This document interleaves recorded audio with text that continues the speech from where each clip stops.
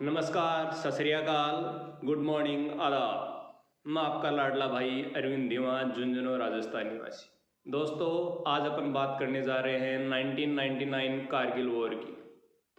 दोस्तों, उस टाइम देश के प्रधानमंत्री हुआ करते थे अटल बिहारी वाजपेयी और भारतीय वायुसेना। उन दोनों के ऊपर मैं आपको चंद लाइनें कह के मैं मेरी बात को आगे स्टार्ट करना चाहता हूं कि अपने हौसलों के बल पर हम अपनी प्रतिभा दिखा देंगे, भले कोई मंच न दे हमको, हम अपना मंच खुद बना लेंगे। जो कहते हैं खुद को सितारा, जगमगा कर उनके सामने ही चमक कर देंगे उनकी फीकी, और सूरज खुद को बना लेंगे, सूरज खुद को बना लेंगे। दोस्तों, 13 मई 1999 से 26 जुलाई 1999 के बीच की मैं आपसे बात करने जा रहा हूँ। 1999 में जून महीने के अंतिम दिन चल रहे थे। दिल्ली में सूरज आग उगल रहा था और कारगिल में भारतीय सेना की तोपें आग उगल रही थी।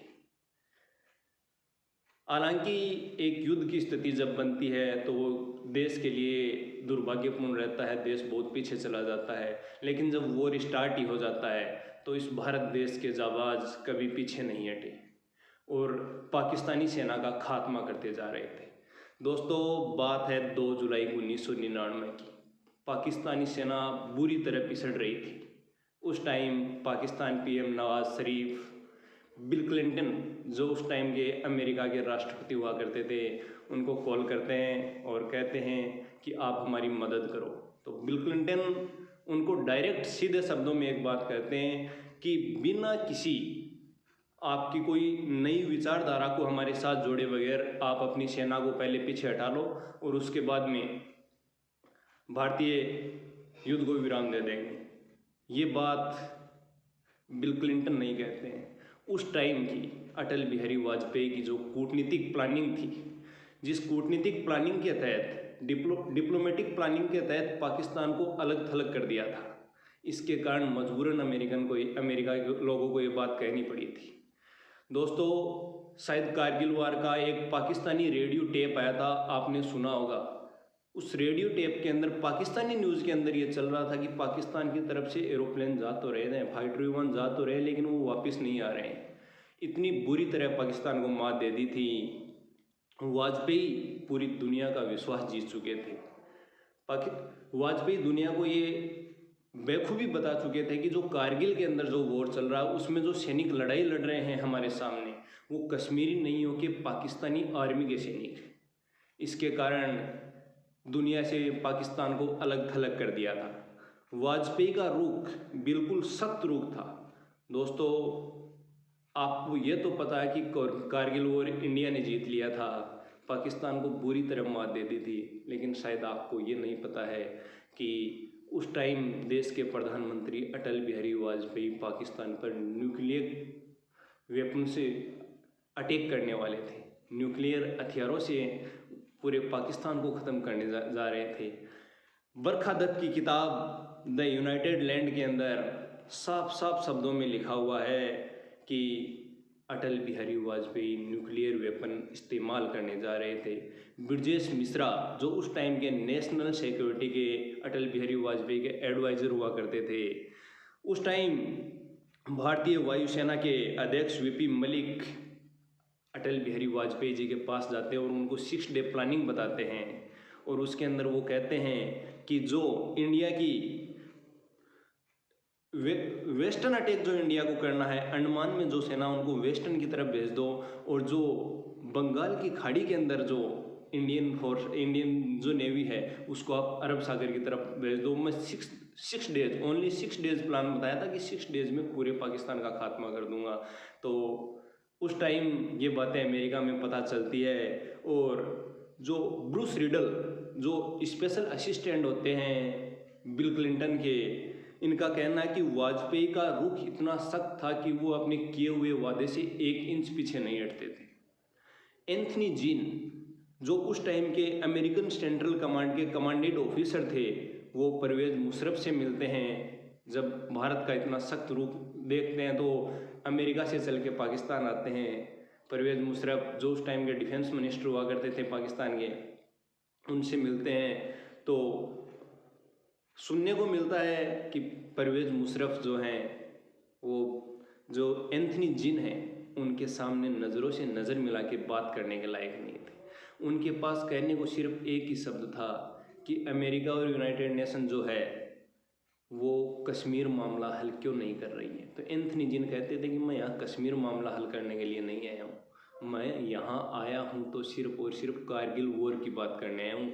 अगर आप कारगिल वॉर की बात करते हो तो मैं आपके साथ में बैठ के बात कर सकता हूँ, अन्यथा मैं वापस अमेरिका जा रहा हूँ। तब उनकी आंखों में आंसू आ गए।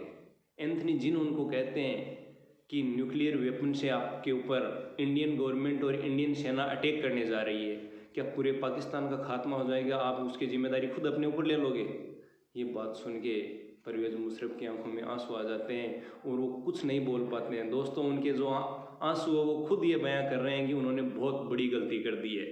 दोस्तों, 26 जुलाई 1999 जिसको भारत में विजय दिवस के रूप में मनाया जाता है, टाइगर हिल के ऊपर भारतीय सेना आग के गोले दाग रही थी, पूरा आसमान लाल हो रहा था और टाइगर हिल पे फतह कर लेती है और भारत को कारगिल वॉर के अंदर विजय बना देती है।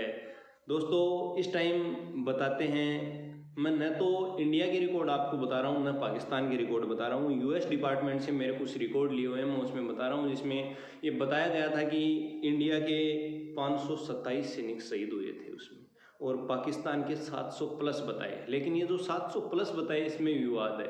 जो पाकिस्तान डिफेंस मिनिस्टर हैं परवेज़ मुशर्रफ, वो तो कहते हैं कि हमारे 600 के समथिंग जवान शहीद हुए थे, और जो नवाज शरीफ उस टाइम के पीएम हुआ करते थे पाकिस्तान के, उनका कहना है कि शायद 4000 प्लस हमारे जवान शहीद हो गए। और परवेज़ मुशर्रफ की बात में मेरे को सत्यता भी लगती है। जिस तरीके से इंडियन फोर्स ने उनका खात्मा किया था, उसके अकॉर्डिंग मैं बता रहा हूँ।